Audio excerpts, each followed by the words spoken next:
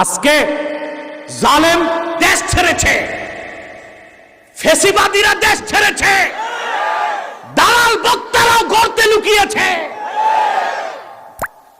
এগুলোর আর দেখা যায় না। দালালি তো কম করে নাই, কথা বলে না।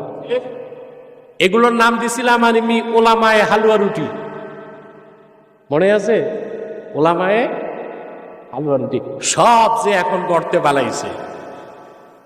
কারণ 16 বছর জালেম আর ফ্যাসিস্ট যে নির্যাতন করেছে আলেম ওলামা পীর মাশায়েখদের উপর, ওই কমার্শিয়াল বক্তাগুলো তখন ফ্যাসিস্ট সরকারের পক্ষে দালালি করেছে মাঠে ময়দানে। এক মৌলবী তো বলছিল আপনি বেহেশতি জান্নাতি। এই মৌলবী চাকরি হারাইছে, তারে মসজিদ থেকে বের করে দিছে। মৌলবী হুমকি দিছিল আমাকে মামলা দিবে, বুঝলেন?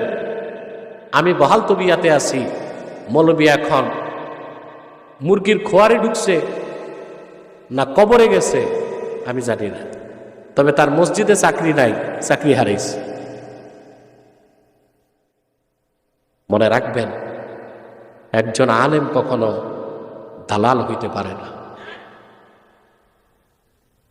ভাত পচে গেলে পানি দিয়া খাওয়া যায়, আর বিরিয়ানি পচে গেলে কাছেও বসা যায় না।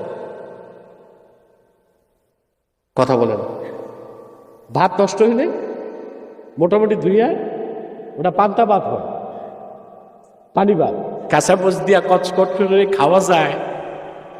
কিন্তু যদি বিরিয়ানি পচে, হ্যাঁ, কাছেও বসা যায় না। আল্লাহর হাবিবকে সাহাবায়ে কেরাম প্রশ্ন করেছেন, আইয়ুন নাসে শাররুন